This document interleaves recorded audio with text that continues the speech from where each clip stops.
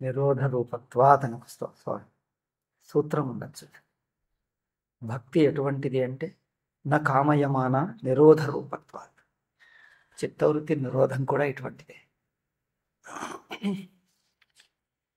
సరే, ఓం గురుర్బ్రహ్మ గురుర్విష్ణు గురుర్దేవో మహేశ్వర గురు సాక్షాత్ పరం బ్రహ్మ తస్మై శ్రీ గురవే నమః.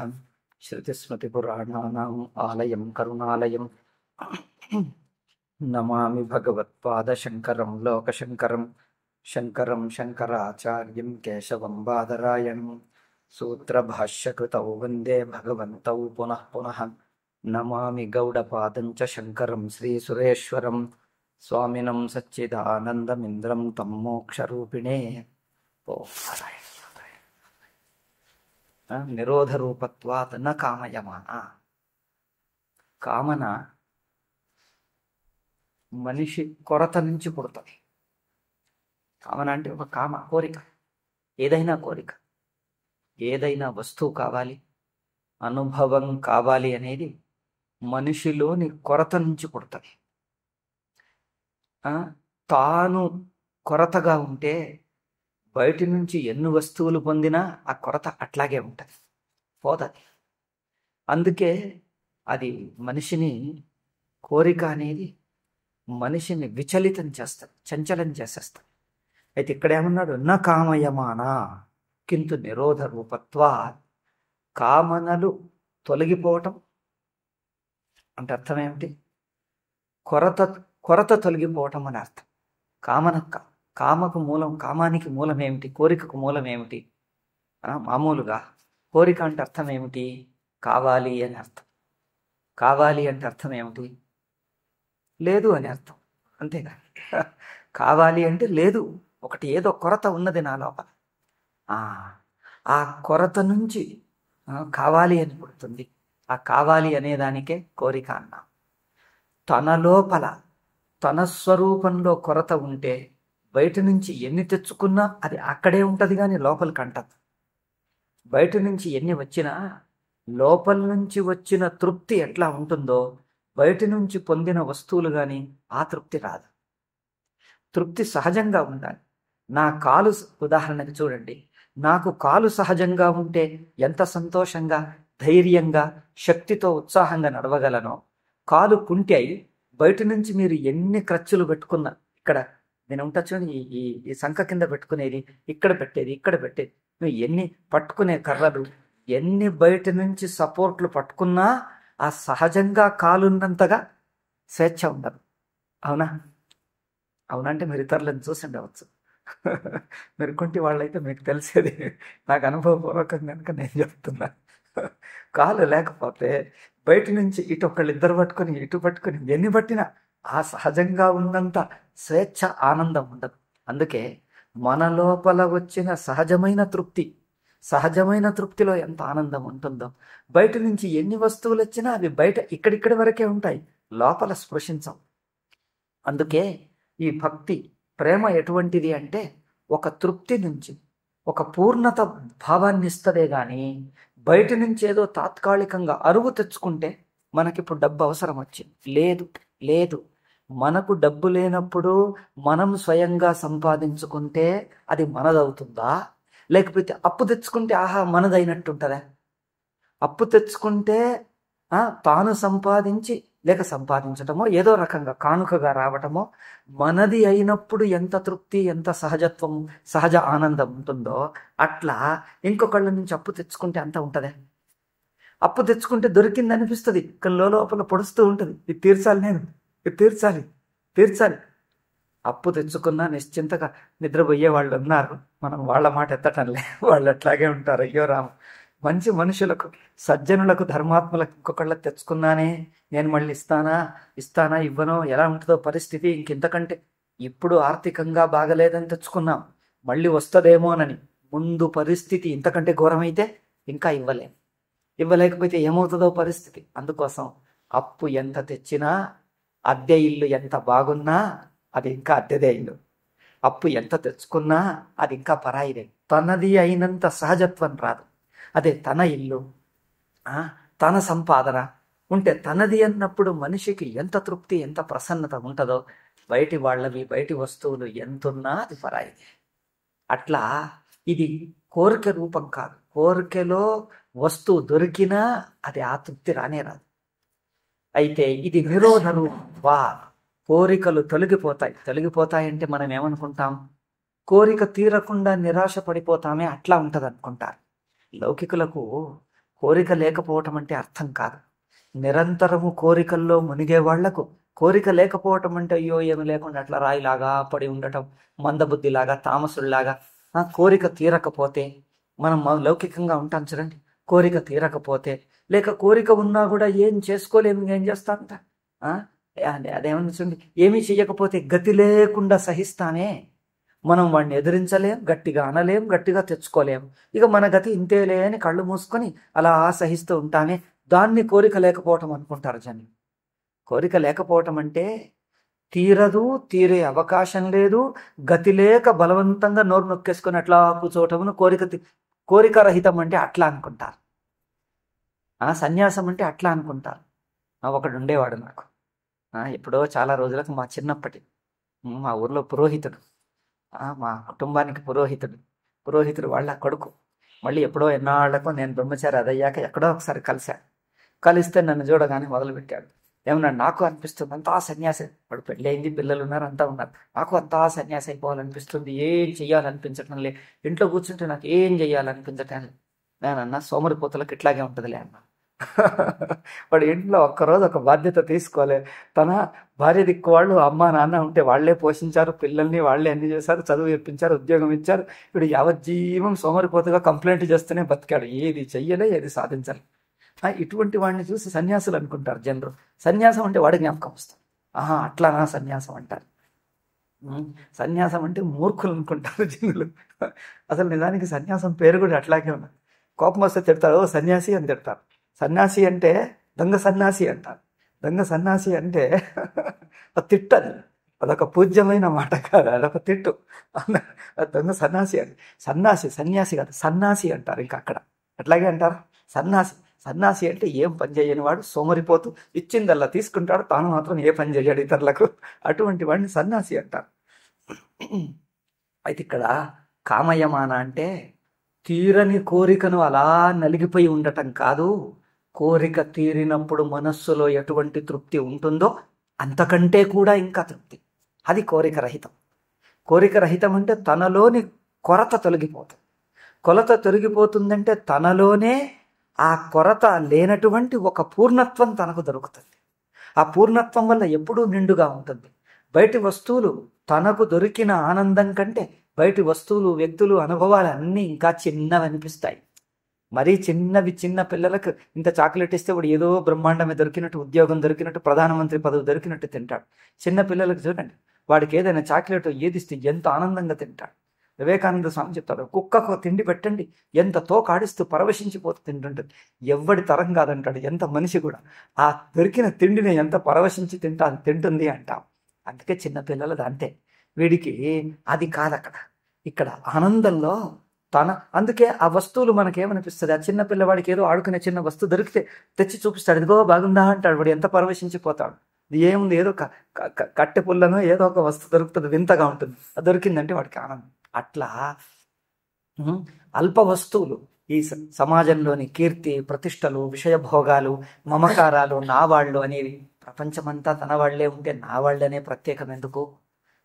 ఇంద్రియాలతోటి విషయాలు, సెన్సేషన్స్, భోగాలు వస్తూనే ఉన్నాయి. అవి పై సెన్సేషన్లు, నిజమైన హృదయాన్ని స్పృశించవు. అవి స్పృశించేది హృదయమే. హృదయంతో ఆస్వాదిస్తేనే హృదయాన్ని స్పృశిస్తుంది. హృదయంతో ఆస్వాదించకపోతే స్పృశించదు. అందుకే చూడండి ఒకటి, అందుకే మన వాళ్ళు మరి దీనికి ఏం చెయ్యాలి అంటే హృదయంతో జీవించటం నేర్చుకోవాలి. చిన్న వస్తువు. ఇప్పుడు మీరు ఊరికే నాలుక రుచి కోసం ఎంత తిన్నా, ఎన్ని స్వీట్లు, ఎన్ని రకరకాల భోగాలు, ఐశ్వర్యాలు ఎన్ని తిన్నా, అన్నిటికంటే ఒక్కటే, నిజంగా ప్రేమతో, ఆరాధనతో, భక్తితో మనకెవరన్నా ప్రేమతో మనకు ఒక చిన్న వస్తువు వడ్డిస్తే మనము అదే భక్తితో అయ్యో వాళ్ళు ఇచ్చారే అనేటువంటి వాళ్ళ ఇచ్చిన దాన్ని కూడా మనం అదే కృతజ్ఞతాభావంతో, అదే ప్రేమతో స్వీకరిస్తే ఆ ఒక్కసారి తిన్న వస్తువు మనకి ఎన్ని రోజులు ఆనందాన్ని ఇస్తుంది. ఒక్కసారి మనం ఏదైనా పనిచేస్తే, ఒక్కసారి ఏదైనా అనుభవిస్తే అది మళ్ళీ రోజులు, నెలలు, సంవత్సరాల వరకు దాని ఆనందం ఉండాలి. అది హృదయంతో ఉండే ఆరాధన రూప ప్రేమతో ఆస్వాదిస్తే ఆ ఆనందం ఉంటుంది. ఇక్కడే ఈ ఇంద్రియ స్థాయికి, నాలుక స్థాయికి తింటే ఎన్నాళ్ళు ఉంటుందండి? ఒక్కసారి మీరు మిఠాయి తిన్నారనుకోండి, మీకు నచ్చిన మిఠాయి, ఎంతసేపు ఉంటుంది ఆనందం మీకు? ఇక్కడి నుంచి ఇక్కడ దాకా. ఇది దాటిందంటే అయిపోతుంది, అవునా? మళ్ళీ రేపటి రోజు, మళ్ళీ 4 రోజులు, వారం రోజులు, 10 రోజులు, నెల రోజుల తర్వాత కూడా నేను ఆ రోజు మిఠాయి తిన్నానని పరవశించిపోతారు. ఏమీ లేదు, ఇంకా అది జ్ఞాపకం వస్తేనే బాధ కలుగుతుంది. అంటే ఒకసారి ఒక వస్తువును అనుభవిస్తే మళ్ళీ సంవత్సరాల పాటు తలుచుకొని ఆనందించేది కాదు. ఏ అనుభవం, ఏ ఘటన, ఏ సేవ, ఏ ప్రేమ ఆనందంలో, నిస్వార్థమైన నిర్మలమైన ప్రేమలో ఉంటే మళ్ళీ దాన్ని తలుచుకుంటే ఎన్ని రోజులు, ఎన్ని నెలలు, ఎన్ని సంవత్సరాలైనా మనకు ఆనందం కలగాలి. అటువంటి క్రియలు, అటువంటి అనుభవాలు జీవితంలో కావాలి. అది ముఖ్యం జీవితానికి అర్థం. పశుజన్మకు మనుష్య జన్మకు ఇది తేడా. పశుజన్మ జీవితం ఇంద్రియ స్థాయిలోనే ఉంటుంది, అది ఇంద్రియాలతో తింటుంది అంతే. కుక్క కానీ మిగతా ఆవులు కానీ అంతే. మనుష్య జన్మలో శరీరం కంటే హృదయం ప్రధానం. అందుకే హృదయపు స్థాయి నుంచి ఆస్వాదించాలి. అంటే అదే తినేది, నీళ్లు తాగటం, అన్నం తినటం, ఇంకేదో, మీరు కుర్చీలో కూర్చోవటం, ఇతరుల పరస్పర సంబంధాలు, చుట్టాలు, బంధువులు, కుటుంబ సభ్యులు పరస్పరంగా ఇచ్చిపుచ్చుకోవటాలు ఏదో మొక్కుబడిగా అట్లా గుడ్డిగా చేస్తున్నామనేది కాదు. అది నిజమైన ఆరాధన భావంతో, ప్రేమ భావంతో ఉండని, ఇచ్చేవాళ్ళు కానీ తీసుకునేవాళ్ళు కానీ. అందుకే మనం ఇది మనకు రావాల్సింది ఇచ్చాడు అంటే మనకేమనిపించదు. నేను ఉద్యోగం చేశా, నాకు వేతనం రావాలి, ఇచ్చాడు, అందులో ఏమున్నదిలే అంటాడు. అదే కట్నంగా కానుకగా ఇస్తే ఇది మాకు పండగ, కట్నంలో వాళ్ళు ఇవ్వాల్సిందే, అల్లుడు కానీ మిగతా వాళ్ళు కానీ ఏమేమో ఉంటాయి సంబంధాలు, అవి నాకు సరిగ్గా తెలియవు. వాళ్ళు అంటుంటారు ఏదో అక్కడికి పోతే, వాళ్ళ ఇంటికి పోతే కట్నం ఇవ్వాల్సిందే అంటారు, ఇవ్వకపోతే అరుగుతారు. కొంచెం ఇస్తే పోయి చెప్తారు, చూడు నేను ఇంటి ఆడబిడ్డను, నాకు ఎంత ఇచ్చారు చూడు అని వాళ్ళు ఏదో. అంటే దీన్ని ఏం చూస్తామంటే, మనము ఇతరులు ఉద్యోగంగా మనం సంపాదించుకున్నదైతే, కట్నంగా సంప్రదాయంలో రావలసిందైతే, ఇది నాకు రావలసిన హక్కు అని చూస్తాం. ఎక్కడైతే ఒక దక్షిణ అంటే కూడా యజ్ఞం చేసాకిస్తే మళ్ళీ రావాల్సింది అంటాడు. భిక్షం అనుకోండి, ఇక దక్షిణ అనకండి, కట్నం కానుక అనకండి, తర్వాత సంపాదన అనకండి, పూర్తిగా భిక్షాగా. వాడికి ఏమైనా ఎక్స్పెక్టేషన్ ఉందా? నా ఇవ్వాలి అన్న ఆశ పెట్టుకున్నాడా హక్కుగా? అందుకే ఒక బిచ్చగాడికి అట్లాగే పోయి అడిగాడు ఇంటి ముందట. అడిగితే వాళ్ళేమో లేదన్నారు, లేతే వెళ్ళిపోయారు. అది ఇంకెవరు అడిగారు, ఏమయ్యా రోజు ఇస్తారు, మరి ఈ రోజు నీకు ఇవ్వలేదు, ఈ రోజు నీకు తిండికి దొరకలేదు కదా, నీకేమనిపిస్తుంది అన్నాడు.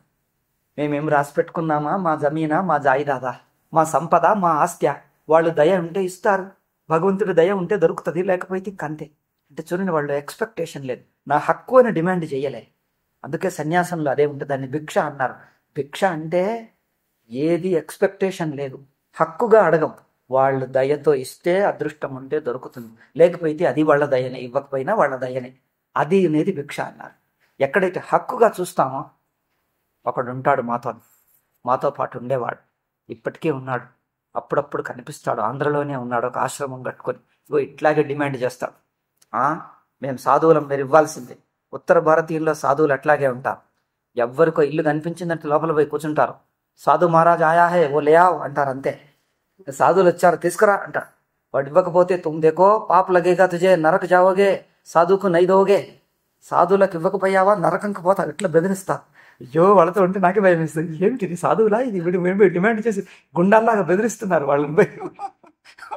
వాళ్ళు అట్లాగే చేస్తారు నార్త్ ఇండియన్. పాపం ఉత్తర భారతీయులు వాళ్ళు అట్లాగే భయపడతారు. సాధువులు తిట్టినా సహిస్తారు. మరి వాళ్ళకి అది ఏమిటో, సాధువులు తిట్టినా ఏం చేసినా సహిస్తారు. సాధువులు అంటే దేవుళ్ళే, వాళ్ళకు తిట్టినా అది ఏమో మేము తప్పు చేసి ఉంటాం, అందుకే మాదే తప్పు అంటారు. ఇక్కడ దక్షిణంలో ఎవడు సహించడు, ఉత్తరంలో అనేది వాడు తిట్టినా సహిస్తారు పాపం వాళ్ళకి సాధువులు అంటే. అది ఏమిటో అట్లా. మరి వీళ్ళు అట్లాగే చేస్తారు. ఈ సాధువులు కూడా నేనన్నాను ఇది భిక్షుకుడివి, నువ్వు అసలు ఇంట్లోకి పోయి ఎవరిని అడిగే ధైర్యం లేదు, నీకు హక్కు లేదు, నువ్వు అడుగు, ఒక్కసారి అడుగు.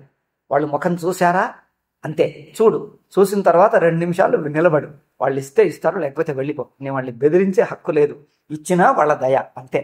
వాళ్ళ మంచితనం వాళ్ళ హృదయం నుంచి ధర్మబుద్ధి నుంచి రావాల్సిందే గాని నీ హక్కుగా మొదలుపెట్టావా, కర్మయోగం లేదు అక్కడ. ఈశ్వరార్పణ భావం అంటే వాళ్ళకు వదిలేయి. ఏ క్షణంలో ఏదిస్తారో, ఈ శరీరం నీది, మరి దీనికి ఈరోజు ఆకలి వెయ్యాలనుందా, ఇలాగే సహించాలనుందా, మరి నీ ఇష్టం. కానీ నీ శరీరం నువ్వు ఏడిపిస్తే ఏడిపించుకో, అది భగవంతుడికి వదిలే. అంతేగాని నాకెందుకు ఇవ్వలేదంటే నీదేమిటయ్యా, నీ శరీరం నీదే. మధ్యలో ఆయన భగవంతుడు సృష్టించాడు, ఆయనకి ఇబ్బంది పెడతాడా, భోజనం పెడతాడా, పెట్టుకొని. అంటే ఇప్పుడు నీకు దుఃఖం కలుగుతుంది అంటే అది నీదైంది, దుఃఖం కలుగుతుంది అంటే నీదైంది. ఇగో ఇప్పటికీ ఆయనదే. దుఃఖం కలిగిన మొదలు ఆయనకు దుఃఖం కలుగుతుంది, తర్వాత నీకు. ఆయనకు దుఃఖం కలగదా? ఆయన అందరిలో లేడా అంతరాత్మగా? మరి ఆయనకు కలుగుతుంది దుఃఖం. కలగని ఆయన కలిగితే చూసుకుంటాడు, మధ్యలో నాది అన్న అభిమానం ఎందుకు? అట్లా ఒక భిక్ష అంటే అర్థం కట్నం. నిజానికి కట్నము కానుకలంటే అదే అర్థం. వాళ్ళు స్వేచ్ఛ. ఇప్పుడు నేడు రేపు అవార్డులు అంటే అట్లాగే మొదలు పెడుతున్నారు. అవార్డు అంటే ప్రభుత్వం వాళ్ళుగా సంతోషించి ఇచ్చేది, నేనేమో హక్కుగా పెట్టుకోను. అట్లా ఉండాల్సింది. వేతనం అంటే నేను సంపాదించాను, నేను పనిచేశాను, నువ్వు ఇవ్వాల్సిందే అంటాడు. నువ్వు వేతనం కట్ చేస్తా అంటే వాడు ధర్నా చేస్తాడు, నేను కష్టపడ్డాను నాకెందుకు ఇవ్వమంటాడు. మరి అవార్డు అంటే వాళ్ళు సంతోషించి ఇవ్వాల్సింది. ఒక అవార్డు ఒకతనికి ఇస్తే ఏమయ్యా మీ అభిప్రాయం ఏమిటి అని వీళ్ళు రిపోర్టర్లు మైక్ పెట్టారు. ఈ అవార్డు నాకు ఎప్పుడో రావాల్సింది, ఇంత ఆలస్యం చేశారు, ఇంకా బెదిరించాడు.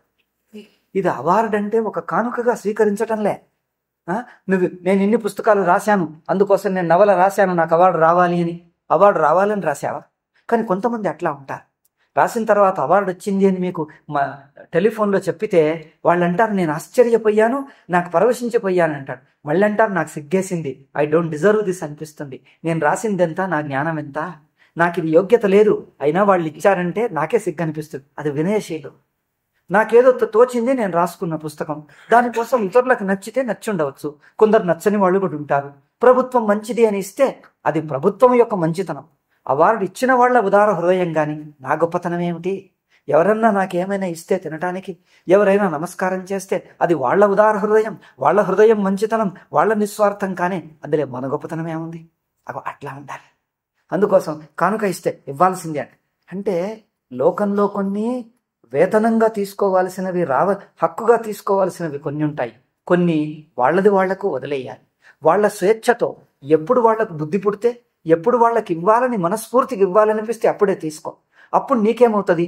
నీకు దొరికిన వస్తువు చిన్నదే కావచ్చు, కానీ వాళ్ళు మనస్ఫూర్తిగా ప్రేమతో ఇచ్చారే, సంతోషంగా, ఎవరి ఒత్తిడికి, ఎవరికి భయపడి అయ్యో ఇవ్వకపోతే మా చుట్టాలు ఏమంటారో, వాళ్ళు పోయి అక్కడ పోయి చెప్తుంది నీకేమిచ్చారు చెప్పు అంటారు. మీ పుట్టింటి వాళ్ళు ఏమిచ్చారు, లేక వీళ్ళు ఏమిచ్చారంటే వాళ్ళేమి ఇవ్వలేదు అంటే వీళ్ళు మొదలు పెడతారు. ఇంకొకళ్ళు అంటారేమో అని బాధకిస్తారు. ఇదిగో ఇటువంటిది కాదు. ఎవరి మీద ఏ ఒత్తిడి చెయ్యకూడదు. కట్నాలు కానుకాలు అనేవి ప్రేమతో ఇచ్చేది, వస్తువులు ముఖ్యం కాదు, హృదయంతో ఇచ్చేది. కనుక వాళ్ళ హృదయం ఎదగని, వాళ్ళలోంచి సహజంగా బుద్ధి రాని, వచ్చినప్పుడే ఇవ్వని, తొందరద్దు, వచ్చినప్పుడే ఇవ్వని.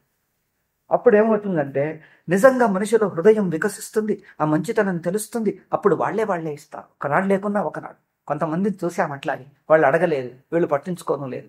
అట్లాగే ఇంక 5 ఏళ్ళు 10 ఏళ్ళు గడిచిపోయాయి. తర్వాత ఇంకెవరు వచ్చారు, వాళ్ళు ఇబ్బంది పెట్టారు. అప్పుడు వీళ్ళు గుర్తించారు, అయ్యో ఈ వాళ్ళకంటే ఈ చుట్టమే మేలు, పాపం ఎన్నిసార్లు ఇంటికి వచ్చారో, మేమేమీ ఇవ్వలేదు, ఇవ్వకున్నా ఎప్పట్లాగే ప్రేమతో పలకరించారు. అయ్యో వీళ్ళు ఎంతటి వాళ్ళు, మేము ఒక్కనాడు ఏమీ కట్న కానుక ఇవ్వలే, వీళ్ళు అన్నీ ఇచ్చినా ఇంకా సాధిస్తున్నారే. అప్పుడు వీళ్ళంటే 100 రెట్లు గౌరవం పెరిగిపోయింది, 100 రెట్లు ప్రేమ పెరిగిపోయింది. వాళ్ళు ఎప్పుడు వస్తారా అని ఎదురు చూస్తారు. వాళ్ళు వస్తే ఇంకా 4 రోజులు ఉండండి అంటారు. మిమ్మల్ని మీరు ఉంటేనే మాకు ఆనందం, మీరు ఇంట్లో ఉండండి, మిమ్మల్ని చూస్తేనే ఆనందం. ఎందుకు? మీరు మమ్మల్ని ఏ ప్రెషరు చెయ్యలేదు, ఏమి ఇవ్వకున్నా మమ్మల్ని మనుషులుగా ప్రేమగానే చూశారు. అప్పుడు మీరంటే ఎంత గౌరవం పెరుగుతుందో చూడండి. ఈ వస్తువులు డిమాండ్ చేసి తీసుకుంటే పెరుగుతుందా?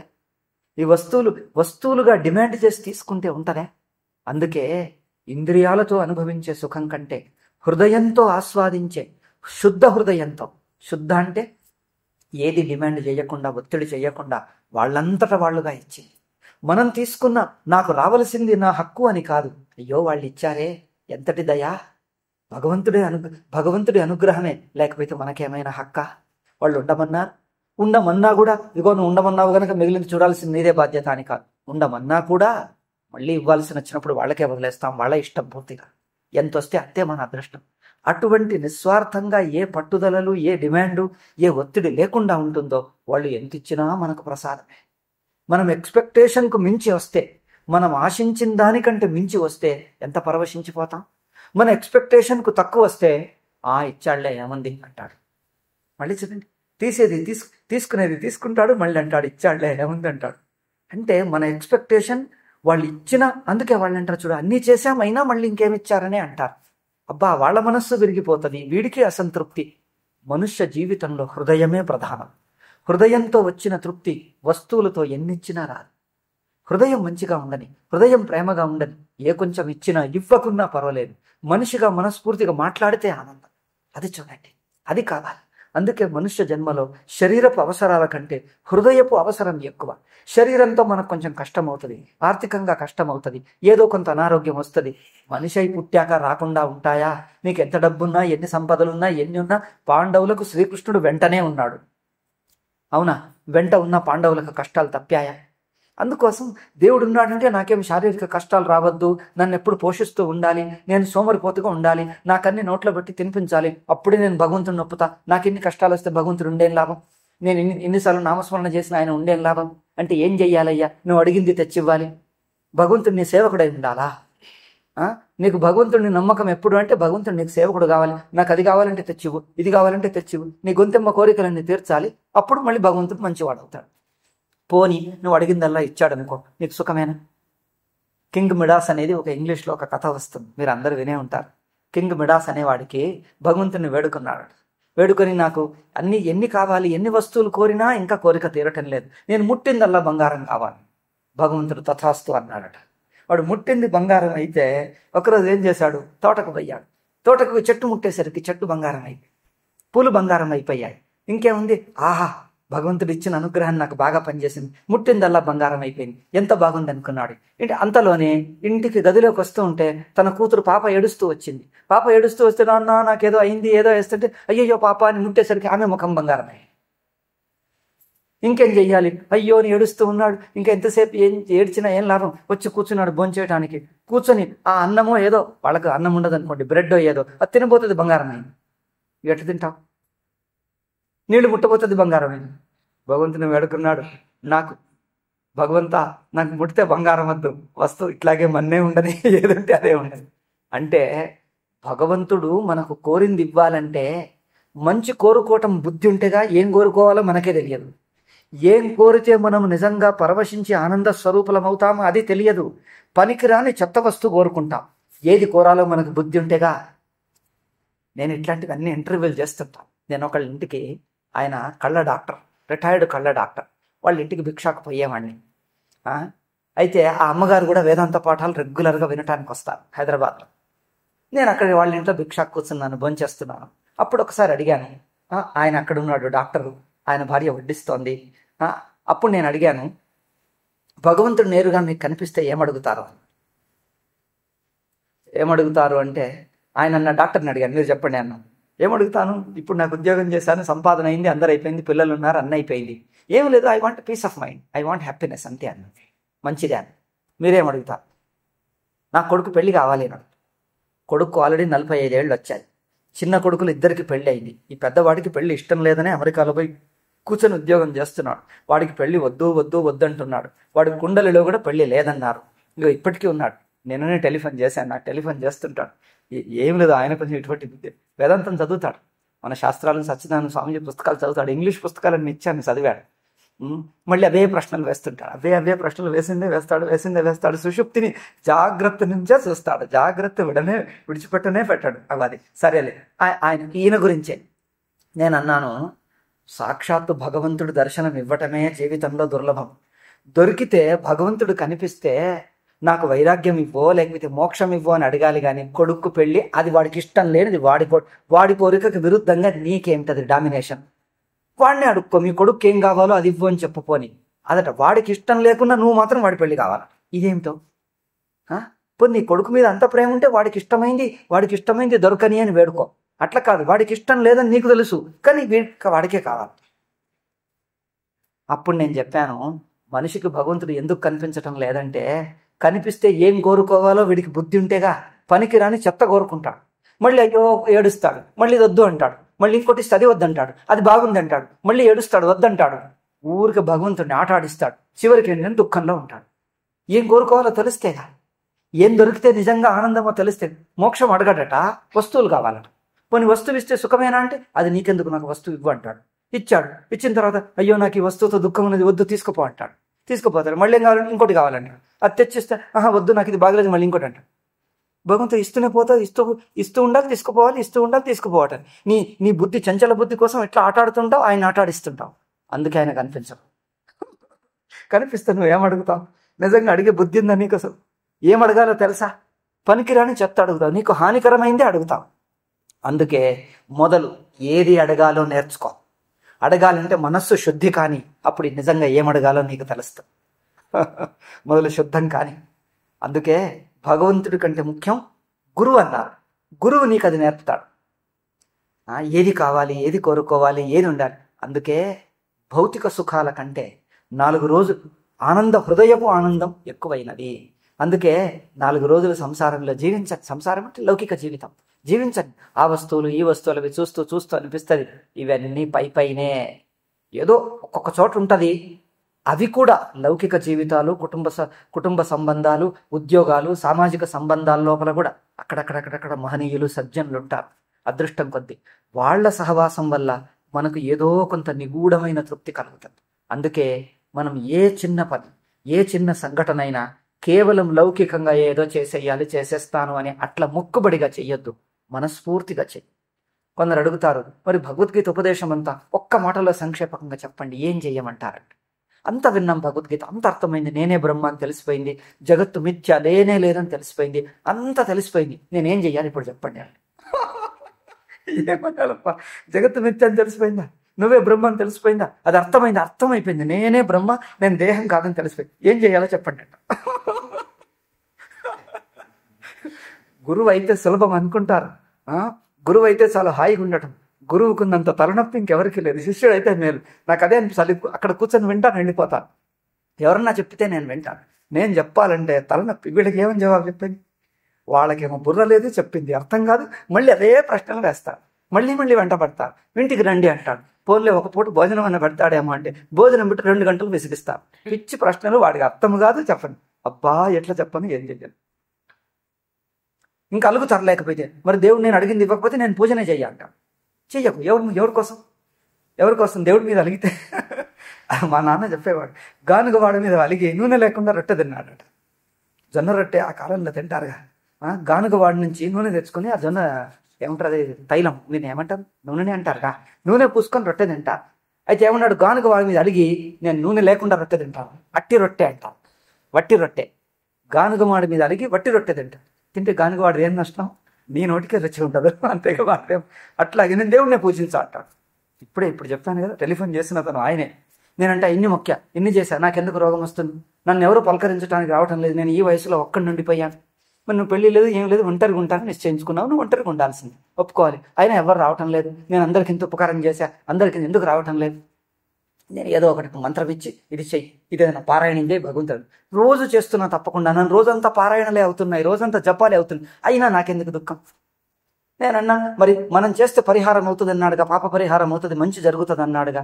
పాపం చాలా గట్టిగా ఉంటే కాదు, పరిహారం కొంత అవుతుంది, కొంత ఇంకేదో ఉంటుంది.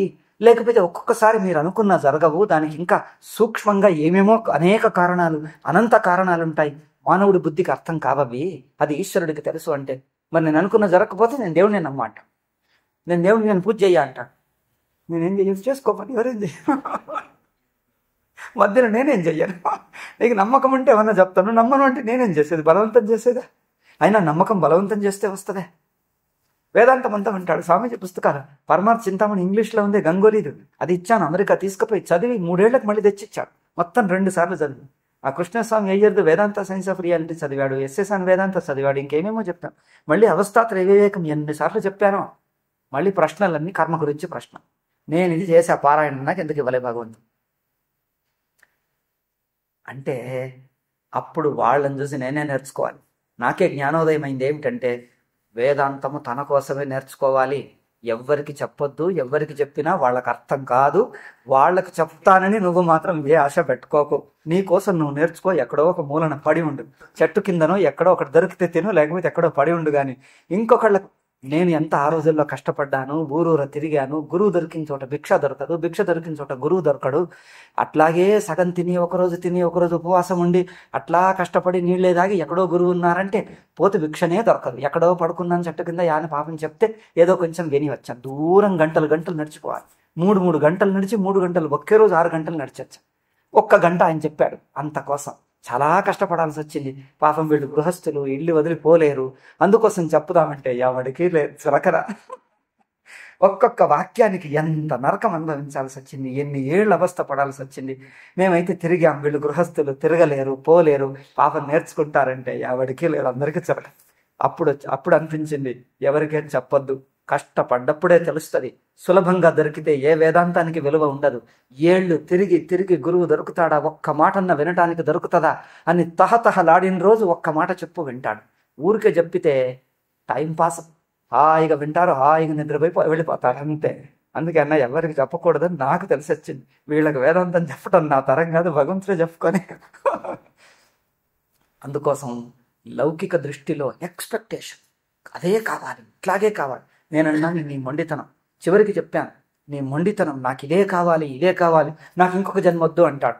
నీ మొండితనం చూస్తే నీకు 1 కాదు 2 జన్మలు కూడా ఉన్నాయన్నా. ఇంకా కావాలి, ఇంకా అదెందుకు, వాళ్ళెందుకు, వీళ్ళెందుకు, ఇంత పట్టుదలలు ఏమిటది? ఆయనకి ఎవరో చెప్పారట జ్యోతిష్యం చూసి, పూర్వజన్మలో కూడా నీకు లేదు, ఇట్లాగే ఉన్నావు. ఈ జన్మ నీకు ఈ తల్లిదండ్రులు ఎందుకు పెంచారంటే నువ్వు అనాథవట. పూర్వజన్మలో నువ్వు అనాథవై ఉండటం వల్ల నీకు తల్లిదండ్రులు చనిపోయారు, ఎవరు లేకుండ్రి. చిన్న బాలుడిగా ఉంటే ఈ తల్లిదండ్రులు నిన్ను పెంచారు. ఆ రుణం తీర్చుకోవడానికి వీళ్ళకొచ్చి పుట్టావు అంతే. నీకు కనటం వరకే ఉన్నది, కానీ వాళ్ళు నిన్ను పోషించే వాళ్ళ పోషణ నీకు దొరకదు, అదృష్టం లేదు నీకన్నారు. కన్నేసి తన అమ్మమ్మ ఇంట్లో వదిలేసి వచ్చారు. ఆయన అక్కడే ఉన్నాడు, అక్కడే పెరిగాడు. వీళ్ళు బట్టి చిన్న పసిపాపను 3 నెలల పాపను అక్కడ వదిలేసి వచ్చారు. ఇది ఏమిటో విచిత్రం. నేనన్నా నీ అదృష్టం అట్లాగే ఉంది. నీకు పూర్వజన్మలో వాళ్ళు పెంచారు గనక ఆ రుణం తీర్చుకోవడానికి పుట్టావు. పోషణ నీకు లేదా, పోషణ నీకు ఆ అదృష్టం లేదు వీళ్ళతోటి. అయినా తిరిగి కొంచెం పెద్దవాడు అయ్యాక మళ్ళీ ఇక్కడికి వచ్చాడు. అమ్మ పట్టించుకోదు, నాన్న పట్టించుకోదు. నాన్న ఇది సరిగ్గా చూడడు. అయ్యో ఇదేమిటి నన్ను ఇట్లా చేస్తారు అంటే, అందుకే అన్నాను ఈ అదృష్టం తీసుకో. ఇప్పుడు ఒక మంచి పని చేయి, నలుగురికి మనస్ఫూర్తిగా ఉపకారం చేయి, అదే నిన్ను రక్షిస్తుంది. కానీ వాళ్ళు ఎట్లెందుకు చేశారు, వీళ్ళు అందరినీ ఆక్షేపిస్తే తిడితే ఏం లాభం లేదు. ఇప్పుడు జరిగిందేదో జరిగింది, ఇప్పటికైనా మంచిగా ఉండు, మనస్ఫూర్తిగా ఉండు, ఎవరికన్నా ఏదైనా ఉపకారం చెయ్యు, చేసిన ఉపకారమే నీకు మళ్ళీ దొరుకుతుంది. అంతేగాని ఏం చేసే లాభం లేదు. అందుకే హృదయం ముఖ్యం. కానీ వాళ్ళు నాకు అదెందుకు ఇవ్వలేదు, ఇదెందుకు ఇవ్వలేదు అనే డిమాండ్లు, వస్తువులు ఇచ్చినా నీకు తృప్తి రాదు. ఎందుకంటే వస్తువు కాదు మన హృదయం కోరుకునేది. వస్తువు వెనక వాళ్లకు ఇవ్వాలన్న హృదయం ఉందే, మనస్ఫూర్తిగా ఇస్తే అది నీకు తృప్తి. వస్తువులు లేదు తృప్తి.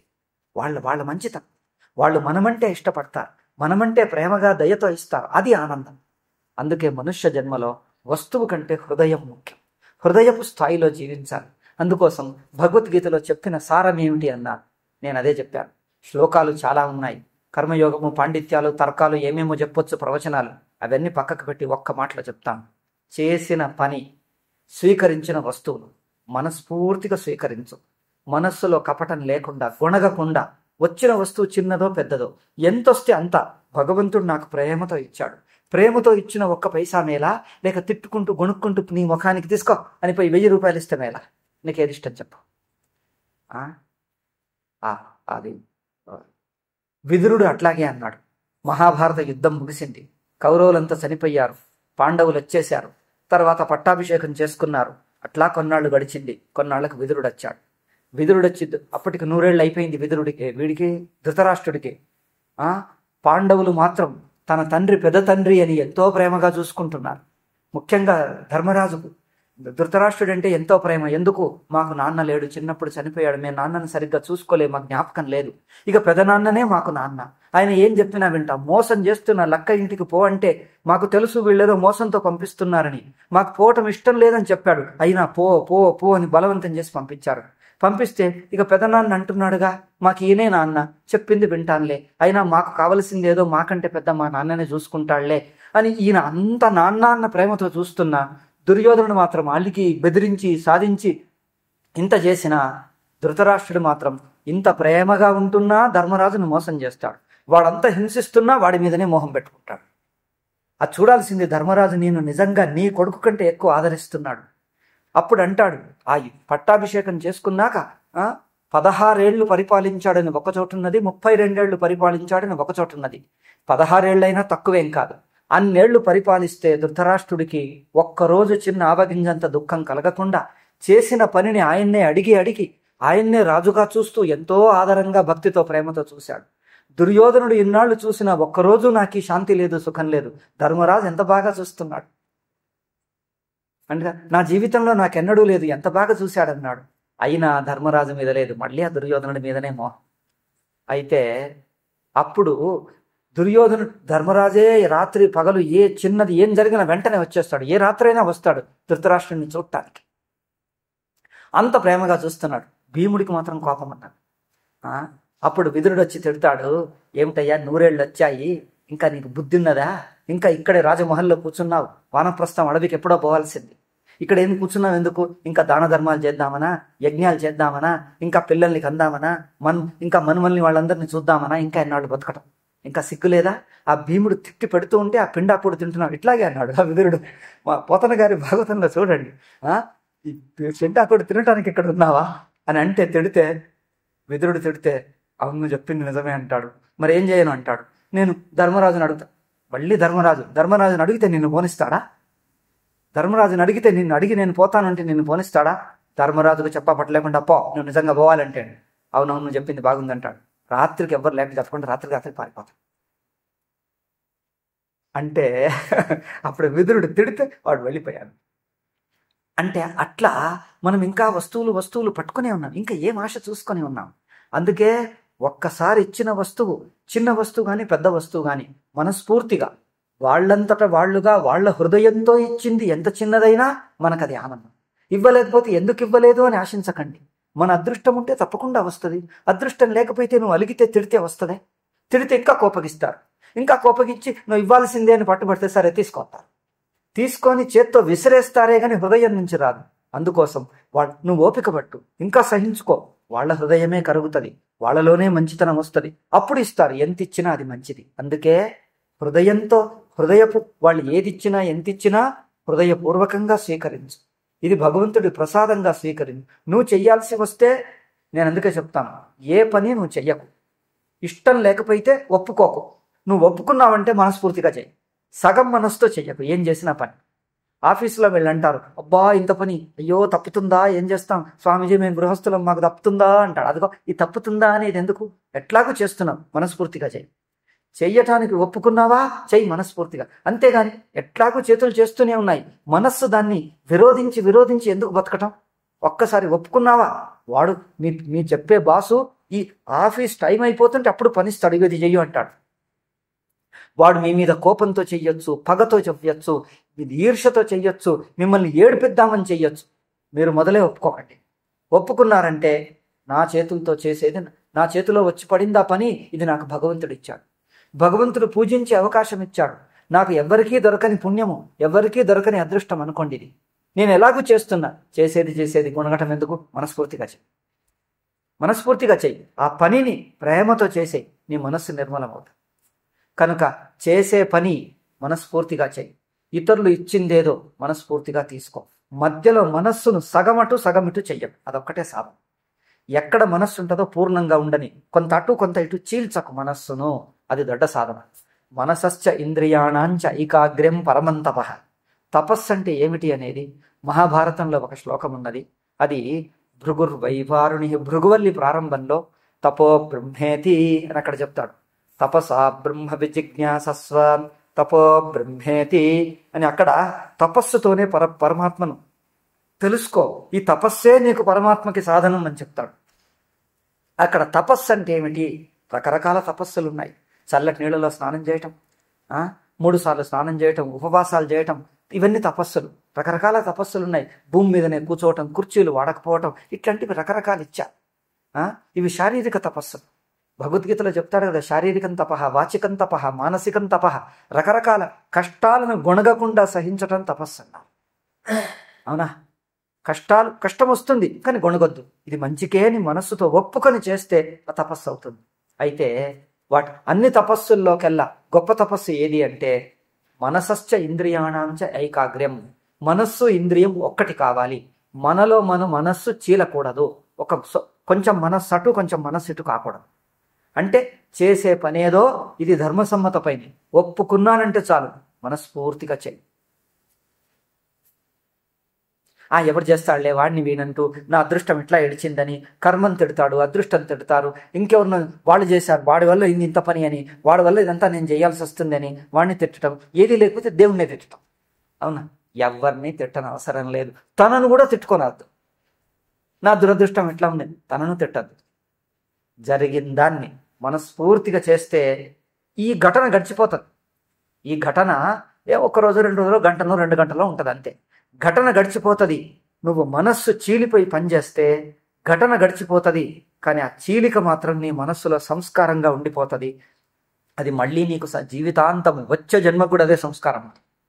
వచ్చే జన్మ మళ్ళీ నువ్వు సాధన చేసి ఆ సంస్కారం తీసేసేదాకా నీ వెంట పడుతుంది. అందుకోసం అంత ఘోరం శాపం ఎందుకు పెట్టుకుంటావు? నిన్ను నువ్వు ఎందుకు హింసించుకుంటావు? ఆత్మైవ ఆత్మనో బంధురాత్మైవ రిపురాత్మన. నీకు మిత్రుడివి. నీ మీద నీకు దయ చూపించు. నీ మీద నువ్వు కొంచెం ప్రేమగా ఉండు. నీ మీద ఇంత క్రూరత్వం, కఠోరత్వం వద్దు. మిగతా వాళ్ళ మీద ఎందరి మీదనో దయ చూపిస్తావే, మరి నీ మీద చూపించుకోరాదా? కొంచెం ఓపిక పట్టు. అదే నీకు అనుగ్రహం అవుతుంది, అదే నిన్ను రక్షిస్తుంది. కనుక తన మీద తనకు ప్రేమ ఉండాలి. ఒక్కసారి ఒప్పుకున్నావంటే గంటనో 2 గంటలో పని అయిపోతుంది. అది అయిపోయి చేస్తున్నది మాత్రం ఇది నా మంచికే, ఇందులో ఏదో ముందుకు నాకు లాభం కలుగుతుంది, ఏదో ఒక సహనమో సద్గుణమో ఏదో అబ్బుతుంది, ఒక మంచి గుణం ఇంకా నాకు పైమెట్టుకు వెళ్ళటానికి అత్యంత ఉపయోగకరమైన, అత్యంత విలువైన ఒకటి నాకు ఇక్కడ దొరుకుతుంది. లేకపోతే భగవంతుడు నా చేతికి ఇవ్వడు. నా జీవితం నాది. ఇతరులు ఎట్లయినా ఉండని, వాళ్ళకు డబ్బు ఎక్కువ ఉందో, సుఖాలు ఎక్కువ ఉన్నాయో, అస్తమానం విమానాల మీదనే తిరిగి భూమి మీద కాలు పట్టకుండా తిరుగుతారో తిరగని, వాళ్ళు ఎట్లుంటే మనకేం? మన అదృష్టం మనది. మన జీవితం వాళ్ళకి ఎక్కువ ఉంటే మనకేమి ఇవ్వరు, మనది ఉంటే వాళ్ళని తీసుకోరు. ఎవరిది వాళ్ళది పోల్చకు. నా అదృష్టంలో బాగుంది, ఇది నాకు మంచిది వచ్చింది అని మనకు వచ్చిన దాన్ని మనస్ఫూర్తిగా ఎప్పుడు తీసుకుంటావో నీకు అక్కడే భగవద్ దర్శనం, అక్కడే ఆనందం కలుగుతుంది. కబీర్ దాస్ అంటాడు, ఇతరులు నిన్ను హింసిస్తే, అన్యాయం చేస్తే, దుఃఖం కలిగిస్తే అకారణంగా నీ దారిలో వాళ్ళు ముళ్ళు పెట్టినా, నీ దారిలో ముళ్ళు వేసినా నువ్వు మాత్రం వాడి మీద కోపం పెట్టుకోకుండా, అయ్యో నన్నిట్లా చేశాడు, నాకిట్లా అన్యాయం చేశాడు, నన్ను వాడికి ఏమీ చెయ్యలేదు, అకారణంగా నన్ను ఇబ్బంది పెట్టాడు అని ఎవరి మీద కోపగించుకోకుండా ఇది నా జీవితంలో భాగమే, నా జీవితంలోనే నాకే అనారోగ్యం అయిందనుకో, ఏం చేస్తాం? ఎవరి మీద అలుగుతాం? నేనే ఒక తప్పు పని చేశాను అనుకో, లాస్ వచ్చింది బిజినెస్లో, ఎవరి మీద అలగంగా ఇంకొకటి చెప్తే వాడు చెప్పడం వల్ల నాకు లాస్ వచ్చిందని, ఒక్కొక్కసారి నేను తప్పు చేస్తేనే పోదా, నా చేతిలోనే పోయింది అనుకుంటాం. ఏముంది? ఎవరి మీద గొణగకుండా అట్లాగే ఉంది. వాడి మీద గొణగకుండా ఇది భగవంతుడిచ్చిందే అని ఓపికతో చెయ్యి. ఆ ముళ్ళ మీద నడుస్తున్నా నీకు అవి పూలవుతాయి. జో తాకో కాంటా బువై అంటాడు. ఎవరైతే నీకు నీ దారిలో ముళ్ళు వేస్తారో అది నీకు పూలు అవుతుంది అంటాడు. నువ్వు గొణగకపోతే, ద్వేషం పెట్టుకోకపోతే. అదే నువ్వు పూలు వాడి దారిలో వేసిన, వాడి హృదయంలో ద్వేషము, ఈర్ష ఉంటే నీ పూలు కూడా వాడికి ముళ్ళై కుచ్చుతాయని. అవునా? తాకో హై త్రిశూల్ అన్నాడు. వాడికి త్రిశూలాలై కుచ్చుతాయి. అందుకోసం నీ భావమే నీకు కుచ్చుతుంది, నీ భావమే నీకు శుద్ధమవుతుంది. వాడు మోస బుద్ధితో వచ్చినా నీ మంచి భావంతో తీసుకో. మంచి భావంతో వాడిని గుడ్డిగా నమ్మమనటంలే. వాడు కొంచెం మోసగాడైతే కొంచెం ప్రేమగా తీయగా మాట్లాడేసి పంపించేసే. నిన్ను నువ్వు ఆత్మరక్షణ చేసుకో. కానీ అనవసరంగా ద్వేషమొద్దు అనేది అంతే. నువ్వు తెలివిగా తప్పించుకో. నీ బుద్ధిలో ఉండే తెలివితేటలన్నీ వాడుకో తప్పించుకోవటానికి. కానీ ద్వేషం వేరు, తెలివితో తప్పించుకోవటం వేరు. అవునా? ఇంకొకటి దుర్బుద్ధి మన మీద పనిచేయకుండా, ఇంకొకటి దుష్టబుద్ధి మన మీద పనిచేయకుండా ఆత్మరక్షణ మంచి ధర్మమే, స్వధర్మమే. కానీ ద్వేషమొద్దు. ద్వేషం మనల్ని నలుపుతుంది. ద్వేషము, కోపము. అఖండానంద స్వామీజీ అంటుండేవారు, ఏ ద్వేష్ జో హై, ఏ గుస్సా జో హై, ఎటువంటిది అంటే, ఒకడి మీద కోపం వస్తే ఇట్లా బాగా వేడి కాలుతున్న బొగ్గులు, ఏమంటారు, ఎర్రగా కాలుతున్నటువంటి బొగ్గులను దోశలతో ఎత్తి వాడి మీద విసిరినట్టు అవుతుంది కోపం అంటే. ద్వేషం అంటే బాగా కాలుతున్న నిప్పు కణాలను దోశలతో ఎత్తి వాడి మీద విసిరితే ఏమవుతుందో చెప్పండి? వాడి మీద పడతదో లేదో గ్యారంటీ లేదు. ఒక్కటి మాత్రం గ్యారంటీ, మొదలు నీ చేతులు కాలుతాయి. ఎందుకంటే వాడి మీద పడకపోవచ్చు, ఎందుకంటే కాలుతున్న నొప్పి వల్ల నువ్వు ఇట్లా అంటే వాడు అక్కడ ఉంటాడు, ఇక్కడే పడిపోవచ్చు. లేకపోతే అక్కడ దాకా చేరినా వాడు చూసి కొంచెం పక్కకు తప్పించుకోవచ్చు. వాడు కొంచెం పక్కకు తగ్గితే తప్పిపోతాడు, వాడు తప్పిపోతాడు. ఒక్కటి మాత్రం తప్పకుండా జరుగుతుంది, నీ చేతులు కాలుతాయి. అంటే మరి వాడిని మోసగాడిని కూడా అట్లాగే చూస్తూ ఊరుకోవాలంటే అట్లా అనలే, తెలివిగా తప్పించుకో, నీ ఆత్మరక్షణ చేసుకో, జాగ్రత్తగా ఉండు. ఊరికి మూర్ఖంగా అవివేకంగా పోయి బలి అయిపోకు చెడ్డవారి చేతిలోకి, దుష్టుడి చేతిలోకి నువ్వు బలి అయిపోవద్దు. వాడి దుష్టత్వం తెలుసుకో, నువ్వు మళ్ళీ మారు దుష్టత్వం చెయ్యవు. వాడి ద్వేషం ఉంటే నువ్వు మారు ద్వేషం చెయ్యవు. వాడిని తెలివిగా చూసుకొని తెలివిగా మాట్లాడి తప్పించుకో, నిన్ను నువ్వు రక్షించుకో. అది వేరు, ద్వేషం వేరు. ద్వేషానికి ద్వేషం, పగకు పగ వేరు. పగ వాడికే ఉంచుకొని నీకెందుకు, ఆ ఆస్తి నువ్వు పంచుకోకు, వాడికే ఇచ్చే, ఇంకా కావాలంటే పెంచుకో, నువ్వే నాశనంగా, మనకు అక్కర్లేదు. అట్లా మన మనస్సు ఏకాగ్రం కాని, ఇంద్రియాలు మనస్సులు ఒకటి అంటే నా మనస్సు నాది చీలకూడదు, సగమటు సగమిటు కాకూడదు. చేసిన పని మనస్ఫూర్తిగా చెయ్యి, మనసారా చెయ్యి. భగవంతుడు నాకు ఇక్కడ ఉన్నాడు, దగ్గర ఉన్నాడు. నేను చేసిన చిన్న పని మనసారా మెచ్చుకుంటాడు. మనం రోజు చేసే పని, స్నానం చేస్తున్నాం, ఏదో పనులు చేస్తున్నాం, చిన్న చిన్నవి, మన వంటకాలు, మన తినటాలు, మన వస్త్రాలు, ఇవన్నీ ఇంటి పనులు ఏమో చేస్తున్నాం, ఆఫీస్ పనులు చేస్తాం, చిన్న చిన్న పనులే. ఇవన్నీ ఎవరు చూస్తారులేండి, ఇక నేనే చేస్తాను, చేసుకోవాలి, తప్పుతుందా అంటారు. అంటే మనం చేస్తున్న పనిని ఎవరన్నా మెచ్చుకునేవాడు ఉంటే మనకు ఎంత ఆనందం కలుగుతుంది. చిన్న పనైనా వాళ్ళు సంతోషంగా చూసి ఎంత బాగా చేశారు అంటే వాళ్ళకి ఆనందం కలుగుతుందా? అట్లాగే మనం చేసిన పనికి మనల్ని మెచ్చి ఆశీర్వదించి అనుగ్రహించి ప్రేమించే వాళ్ళు ఎవరున్నారంటే ఉన్నాడు, భగవంతుడు ఒక్కడున్నాడు. ఎవరిని మర్చిపోడు. లోపల కనిపిస్తుంది అనంత కోటి జీవరాశుల్లో నేను ఎక్కడున్నానో, భారతదేశంలో, ఆంధ్రప్రదేశ్లో, రాయదుర్గంలో, ఏ ఊర్లో ఎక్కడో ఉన్నాను, ఇంత కోటి జీవుల్లో నేను ఉన్నాను. అసలు భగవంతుడికి జ్ఞాపకం ఉందా? నేను కనిపిస్తానా? నేను జ్ఞాపకం ఉంటానా? ఎందరో జీవరాశులు ఎవరో జ్ఞాపకం ఉండదు. అవునా? ఒక స్వామీజీకి 150 సన్యాసి శిష్యులట. సన్యాసం ఇచ్చేటప్పుడు ఇచ్చాడు. వచ్చిన తర్వాత అడిగితే నమస్కారం చేస్తే మీరు ఎవరండి అన్నాడు. అయ్యో స్వామీజీ, మీ శిష్యుడిని మీరే నాకు ఇచ్చారు సన్యాసం. తన శిష్యుల పేరే తనకు జ్ఞాపకం లేదు, తన శిష్యులు తనకు జ్ఞాపకం లేరు. అట్లా ఉంటే శిష్యుడికి ఎంత బాధ కలుగుతుంది. అవునా? అట్లా మనిషి ఒక 100-150 ఉంటేనే మర్చిపోతాం. రాజకీయ నాయకులకు వేల లక్షల మంది ఉంటారు, అందరూ జ్ఞాపకం ఉంటారా? పక్కకు పెట్టుకుంటారు, వాళ్ళు జ్ఞాపకం చేస్తారు. వీళ్ళకి తెలిసి మర్చిపోతారని మళ్ళీ జ్ఞాపకం చేస్తుంటారు. మీలాంటి వాళ్ళని రోజుకు లక్షల మందిని కలుస్తారు, ఎవరు జ్ఞాపకం ఉంటారు? అట్లాంటిది వీళ్ళకి ఇంతమందినే మర్చిపోతారు. భగవంతుడికైతే అనంత కోటి జీవరాశులు, జీవులు కాదు జీవరాశులు, మనుషులు, పశుపక్షాదులు, క్రిమికీటకాదులు, ఎన్ని క్రిమికీటకాదులు, చీమలు, దోమలు, ఇన్ని జ్ఞాపకం ఉండాలా? మంచి దేవతలు, పితరులు, ఋషులు, ఎంతమంది అప్ప, ఇంతమందిలో నేను జ్ఞాపకం ఉంటానా? నేను ఒక జీవుణ్ణి ప్రభు, నువ్వు చేసిన సృష్టిలో ఒక జీవుణ్ణి, ఎవరినో అజ్ఞాతంగా మూలన రాయదుర్గంలో ఇక్కడ పడి ఉన్నాను, నేను కనిపిస్తున్నానా? నేను జ్ఞాపకం ఉన్నాను? నీకు ఆ చింత లేదు. ఇక్కడే ఉంటాడు నీ హృదయంలో, అంతరాత్మగా ఉంటాడు. నువ్వు ఏ చిన్న పని చేసినా, చిన్న పాప ఇట్లా ఆటాడుతూ ఉంటే తల్లికి ఎంత ముద్దు.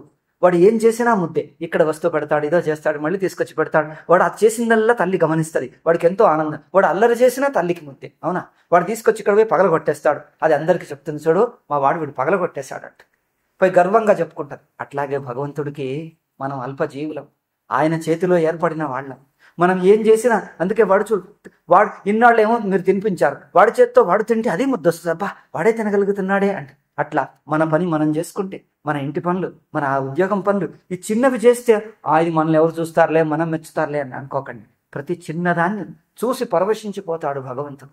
అది చూడండి, అక్కడ మీరు చేసిన ప్రతి పనిని ప్రేమగా చూస్తుంటాడు, గమనిస్తూ ఉంటాడు, మనస్ఫూర్తిగా ఆనందిస్తుంటాడు. చేసిన ఏ పని మర్చిపోడు. ఒకవేళ తెలుసో తెలియకో తప్పులు చేసినా అది మనస్సులో పెట్టుకొని కోపగిస్తాడని కాదు, త్వరగా మర్చిపోతాడు మన తప్పులు, మనల్ని బాగా జ్ఞాపకం ఉంచుకుంటాడు. ఇగో ఇది భగవంతుడి గురించి నీకు జ్ఞాపకం ఉంచుకోవాల్సింది ఇది పని. నువ్వు ఎక్కడో ఉన్నాను, అజ్ఞాతంగా ఉన్నాను, నన్నెవరు చూస్తారులే అని అనుకోకు. నువ్వు ఏం చేసినా చూస్తాడు. మొన్న ఎవరో వచ్చి నేను అక్కడికి శృంగేరికి పోయానండి, ఆ స్వాముల వారు మనల్ని చూడరు, నమస్కారం చేశాం, ఏదో పళ్ళు పెట్టాం, ఇంకేదో చేశాం, ఇంకేదో దక్షిణ ఇచ్చాం, వాళ్ళు చూడరు, ఇలా పోతే ఏం స్వామీజీ అన్నాడు. భర్త కూర్చున్నాడు. పెద్దల్ని అలా ఆక్షేపించకూడదు, ఎవరు మూసుకో అన్నాడు. నేను అన్నాను, ఆ అమ్మగారు అన్న ప్రశ్న సరి అయిందే, నేను జవాబు చెప్తాను ఆగండి అన్న. అప్పుడు ఆయన ఊరుకున్నాడు. పెద్దల్ని అలా ఆక్షేపించద్దు, ఊరుకో అన్నాడు. నేను చెప్తాను, చూడు, వాళ్ళు పెద్దలంటే శరీరానికి పరిమితులు కారు, వారి హృదయం సర్వే జనా సుఖినో భవంతు అని వాళ్ళు చేసిన తపస్సు, వాళ్ళ జపము, వాళ్ళ ధ్యానము, వాళ్ళ పూర్వ గురువుల ఆశీర్వాద బలం ఉంటుంది. రామకృష్ణ తపస్సు బలం వివేకానందకిస్తే ఆయన చేసిన తపస్సు తక్కువ, వయస్సే చిన్న 20-22 ఏళ్ళు. ఎప్పుడు చేశాడు తపస్సు? ఆ తప బలమంతా అయింది. ఆయన అనుగ్రహ బలమిస్తే ప్రపంచమంతటికి ప్రసిద్ధికి ఎక్కాడు. అదంతా రామకృష్ణ పరమహంస బలం. అట్లాగే ఈ శృంగేరి ఆచార్యులకు వాళ్ళ పూర్వాచార్యులు అనాది కాలం నుంచి వస్తున్న శంకర పరంపర, వాళ్ళ తపోబలం, వాళ్ళ ఆశీర్వాద బలం వీళ్ళ మీద ఉంటుంది. వీళ్ళు చేసిన తపోబలం ఉంటుంది. శారదామ్మ అక్కడ దివ్యదేవి, అక్కడ సజీవంగా, అక్కడ నిలబడితే చాలు మీకు వైబ్రేషన్స్ కనిపిస్తాయి. అక్కడ విగ్రహం కాదు, సజీవంగా దేవత అక్కడ నిలిచి ఉన్నది. ఆ బలమంతా వాళ్ళ మీద ఉంటుంది. అందుకని వాళ్ళు ఎందరో మంది భక్తులు వస్తే అందరినీ పట్టి పట్టి పేరు తలుచుకొని, నీది ఏ ఊరు, నీకు ఇదే, నేను పలకరించనక్కర్లే, నీ ముఖం కూడా చూడనక్కర్లే, తీర్థ ప్రసాదాలు ఒకసారి ఇస్తారు, ఇట్లా ఇట్లా చేతిలో పోస్తారు, పొయ్యకున్నా పర్వాలేదు, మీ ముఖం చూడకున్నా పర్వాలేదు. వాళ్ళ మనస్సు సర్వే జనా సుఖినో భవంతు అనే భావంలో ఉంటుంది. ఆ భావం మీకు తెలియకుండా మీ వెనక ఉండి రక్షిస్తూనే ఉంటుంది. నువ్వు చూస్తేనే వాళ్ళు నన్ను అనుగ్రహించినట్టు అని భావించనక్కర్లేదు. వాళ్ళ కళ్ళు మూసుకున్నా వాళ్ళ ఆశీర్వాదం మన మీద పనిచేస్తుంది అన్నారు. అంటే మహాత్ములను మనం మామూలు మనుషుల్లా చూస్తున్నాం, అట్లా చూడకు. వాళ్ళు కళ్ళు మూసుకున్నా, మీ దిక్కు చూడకున్నా వాళ్ళ హృదయంలో ఉంటుంది. అయ్యో వీళ్ళు మంచివాళ్ళు, అది ఏమంటారు, స్టాండింగ్ లాగా అక్కడ ఆల్రెడీ స్విచ్ ఆన్ చేసి ఉంచుతారు. మీరు వేడుకుంటే చాలు మీకు ఆశీర్వాదం మొదలే వచ్చేస్తారు. కొందరు ఉంటారు చూడండి, ఇదిగో ఇక్కడికి వచ్చిన వాళ్ళు ఎవరు అడిగితే వాళ్ళకి ఇచ్చేయి, మొదలే పెట్టించేస్తాం. వాళ్ళు ఇంకా ఎవరు అక్కడికి వచ్చేస్తారో వాళ్ళకి ఇచ్చేయని ముందే చెప్పేసి ఉంచుతారు. మీరు రాగానే మీకు ఇచ్చేసారు అంతే. అయ్యో ఆయన చూడలేదు అంటే చూడకుండా మీకు ఇచ్చేయాలని అక్కడ పెట్టేశాడు ముందే. అట్లా ఊరికే ఉదాహరణ. అట్లాగే వాళ్ళ హృదయంలో ఇక్కడికి భక్తులు అనేకం వస్తారు. ఏ ఊరు తెలియదు, ఏదో ఒక ఊరు, ఎవరో తెలియదు, ఎవరో మనవాళ్ళైతేనే ఇక్కడికి వచ్చారు, నా మీది భక్తితోనే వచ్చారు, వాళ్ళ పేరు తెలుసుకోకుండా ఇక్కడికి వస్తే చాలు, నా భక్తులే అన్న ప్రేమ ఉంటుంది, వాళ్ళకి శుభం కలగని, వాళ్ళ ఆశీర్వాదం ఉండనే ఉంటుంది. అట్లాంటి ఆమె మాట్లాడలే.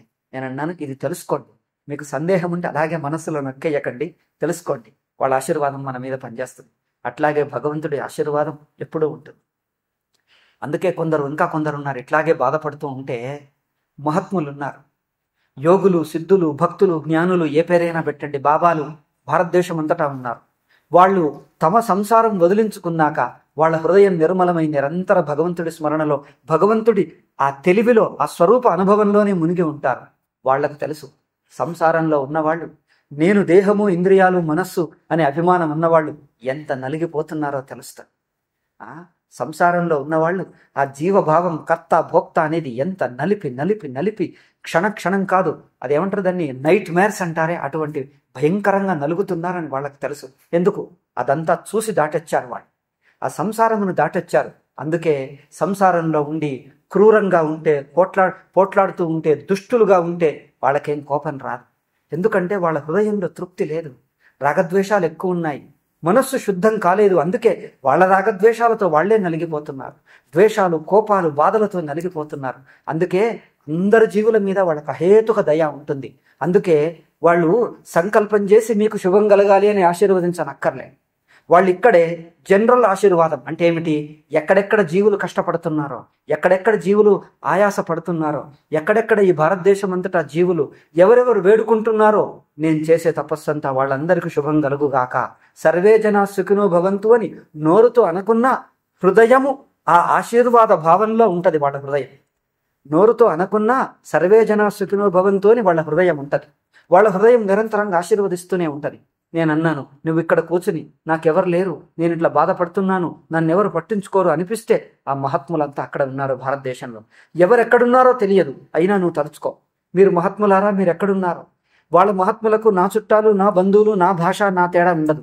ఎవరు జీవులు ఎక్కడున్నా వాళ్ళు నా వాళ్ళే. వాళ్ళు ప్రాణులు, జీవులు, మనుషులందరినీ తమ హృదయంలో పెట్టుకొని చూస్తారు. అలా పెట్టుకొని చూస్తారని నేను విన్నాను. ఓ మహాత్ములారా, నేను ఈ కష్టాల్లో, ఇబ్బందుల్లో ఉన్నాను, నన్ను దయచూసి అనుగ్రహించండి. నువ్వు వేడుకో మనసారా. వాళ్ళ తపోబలం, వాళ్ళ ఆశీర్వాదం, వాళ్ళు ఎక్కడున్నా, హిమాలయాల్లో ఏ ఊర్లో ఎక్కడున్నా నీ మీద వచ్చి పనిచేస్తాను, నేను వచ్చి అనుగ్రహిస్తాను. అదిగో అట్లా ఈ మహాత్ముల అనుగ్రహమే పనిచేస్తుందే, భగవంతుడిది కూడా అట్లాగే పనిచేస్తుంది. అది తలుచుకో, నిన్ను చూస్తుంటాడు. నువ్వు ఏ పని చేసినా ఆయన పాపం చాలా సంతోషిస్తాడు. అటువంటి దయార్ద్ర హృదయుడు, అటువంటి అమాయకుడు భగవంతుడు. అది చూడకుండా మనమే అతి సందేహిస్తున్నాం. ఇంత అమాయకుడు ఉంటాడా, ఇంత సజ్జనుడు ఉంటాడా, ఇంత అహేతుక దయా సింధువులు ఉంటారా, మనం చేసినంత ఇస్తారు, లేకపోతే ఇస్తారా అని ఊరికేనే సందేహిస్తున్నాం. మన సందేహమే మనకు శాపమైంది, అది పక్కకు పెట్టి. ఇక నుంచి విశ్వాసం నేర్చుకో. దగ్గరగా ఉన్నాడు, అర్థం చేసుకుంటున్నాడు కనుక నువ్వు ఈ భావంతో మనస్ఫూర్తిగా నువ్వు ఒక్కరోజు ఒక్క చిన్న పనిని, ఎవరు చూస్తారా, నన్ను మెచ్చుకుంటారా, ఈ మనుషులు మెచ్చుకుంటే లేకపోతే పక్కకు పెట్టి, నువ్వు మంచి పని చేస్తే చాలు. మనుషులకు ఒకళ్ళు మెచ్చుకోవాలన్నా నువ్వు చేసిన మంచి పని ఏమిటో వాళ్ళకి అర్థం కావాలి కదా. అవునా? లోకులు ఒకళ్ళు ఇదే అంటారు, అలంకారం చేసుకుని ఫంక్షన్లకు వెళ్తారు. అవునా? వీళ్ళు చాలా అలంకారం చేసుకొని, అయితే ఎందుకు అంటే అక్కడికి పోగానే అందరూ నన్ను చూడాలి అని. నేను చెప్పాను, ఎవరు నిన్ను చూడరు, నిశ్చింతగా వెళ్ళు అన్నాను. అదేమిటండి అంటారు. ఎవరికి అందరికి తన మనస్సులో ఇతరులు నన్ను చూడాలనే ఉంది కానీ నేను ఇంకొకళ్ళని చూడాలని ఎవరికీ ఉండదు అన్న. అందరి మనస్సు తన మీదనే ఉంటుంది. నన్ను చూస్తున్నారా అన్న బుద్ధే కానీ ఎప్పుడైతే నేను నాది అన్న భావం కరిగిపోతుందో, అభిమానం, అప్పుడే ఇతరులను చూస్తారు. అప్పటిదాకా ఇతరులను చూడడు. చాలా మందిని చూడండి, ఇతరులు నన్ను చూస్తున్నారా అనే బుద్ధిలోనే మునిగి ఉంటారు. అందుకే గురుసేవ అంటే ఇది. గురుసేవలో ఏం నేర్చుకుంటాం? ఎప్పుడూ నాది, నాకేం కావాలి, నా ఆవశ్యకత, నా కొరతలు, నా ఆకాంక్షలు, నా భావాలు, నా ఆలోచనలోనే మునిగి ఉంటాడు. ఎప్పుడైతే గురుసేవలో ఉంటాడో ఆ నేను నాది అనేది పూర్తిగా మర్చిపోతాడు. అప్పుడు ఇతరుల అవసరాన్ని గ్రహిస్తాడు. అందుకే ఎక్కడికి పోయినా వాళ్ళు నన్ను పలకరించారా, వాళ్ళు నాకేమైనా చేశారా, వాళ్ళు నన్ను చూశారా అనే కంటే నువ్వే వాళ్ళని చూడు, వాళ్ళది చూడు, వాళ్ళకు అవసరమైన పట్టించుకో. నీ హృదయం ఇంకా విశాలం అవుతుంది, నీకు ఇంకా ఆనందం అవుతుంది. అందుకని ఇటువంటివన్నీ ఈ చిలిపిగా వాళ్ళు ఎవరు చూడనక్కర్లేదు, వాళ్ళు చూస్తారా లేదా మనసులో పెట్టుకో, వదిలేసి. అది ఊరికే, అది దుఃఖం. వాళ్ళు వీళ్ళు అంటే ఎవరు చూడనక్కర్లేదు. మనకు భగవంతుడు ఉన్నాడు ఒక్కడు చూసే. ఇతరులు మెచ్చుకుంటారా అక్కర్లే. వీళ్ళ మెప్పుల కంటే అంత మహనీయుడు భగవంతుడి మెప్పు అన్నిటికంటే కోటి అవార్డులు, భారతరత్నాలు, కోటి భారతరత్నాల కంటే ఎక్కువైంది. భగవంతుడు మనల్ని మెచ్చుతాడు, నన్ను తనవాడిగా చేసుకుంటాడు. అది ముఖ్యం చూడండి. అందుకే ఏ చిన్న పని చేస్తున్నా చిన్నాని చులకం చెయ్యకు. అతి చిన్న పని ఊరికి కూర్చున్నా చులకం చెయ్యకు. నువ్వు కూర్చుని చిన్న బాలుడు చూడండి ఎట్లా ఆడుతుకుని చెక్కి కూర్చుంటాడు. వాడిని చూడగానే అంటాడు, అబ్బా వాడు చెడుకుని చెక్కాడు చూడు, ఎంత ముద్దుగా కూర్చున్నాడు చూడు. అది మనకు ఆనందం. మరి భగవంతుడికి అట్లాగే మనం జీవులుగా ఏం చేసినా ఆయనకు ఆనందమే. మనం ఇలా వచ్చి ఇట్లా కూర్చుంటే అది భగవంతుడికి ఆనందమే. అందుకే అన్నారు, నువ్వు ఏం చేసినా నేను భగవంతుడి కోసం, అంటే భగవంతుడి ప్రీతిని సాధించటానికి, భగవంతుడి దయను సాధించటానికి నేను కూర్చున్నానంటే అదే ఆధ్యాత్మిక సాధన అవుతుంది. నువ్వు నిలబడితే అదే ఆధ్యాత్మిక సాధన అవుతుంది. నువ్వు మొక్కితే, నువ్వు ఏమన్నా చెయ్యి, ఇది నేను చేసిన పని వల్ల భగవంతుడు నన్ను మెచ్చుతాడు, నన్ను ప్రేమతో చూస్తాడు, నన్ను తనవాడిగా తీసుకుంటాడు అనే భావంతో చెయ్యి. నువ్వు ఏం చేసినా సాధనని. అది అండి భక్తి సాధన అంటే. ఏం చెయ్యాలి? ఇగో ఇంతే చెయ్యి. భగవద్గీతలో ఉన్నదంతా పెద్ద పెద్ద పాండిత్యం, శంకర భాష్యం, సంస్కృతము, తర్కాలు అన్ని వదిలిపెట్టు. ఇది నేర్చుకో చాలా, అది మిగిలింది తర్వాత వస్తాం. అదంతా నీకు అర్థమైపోతుంది. ఇది ఒక్కటి అర్థం చేసుకో, అన్ని వచ్చేస్తాయి. అందుకే హృదయంలో ఉన్నది ఇన్నాళ్ళు మనకు అలవాటైంది. ప్రతిదాన్ని ఆశించటం, ఎందుకు చేయలేదు, పట్టుబట్టడం, వాళ్లే చేయలేదు, అలగటం, కసురుకోవటం, ఇదే అలవాటైంది. ఇప్పుడు ఇన్నాళ్ళ నుంచి మార్చేయండి. ఇదే కొత్త దీక్ష. దీక్ష అంటే ఏమిటి? ఇదిగో నాకు ఈరోజు కొత్త ఉపదేశం దొరికింది, ఇది నాకు చాలా విలువైన ఉపదేశం, ఇది భగవంతుడు ఈ గురువు మూలకంగా నాకు ఇచ్చాడు, ఇగో ఇది కొత్త ఉపదేశం, ఇదే నాకు దీక్ష. ఈ రోజు నుంచి నువ్వు ప్రయత్నించి చూడు, నీ మనస్సుకే నీకు ఏదో అనిర్వచనీయమైన ఆనందం. ఇన్నాళ్ళు దొరకంది, అర్థం కానిది ఒక కొత్త ఆనందం దొరుకుతుంది. మనస్ఫూర్తిగా చెయ్యి.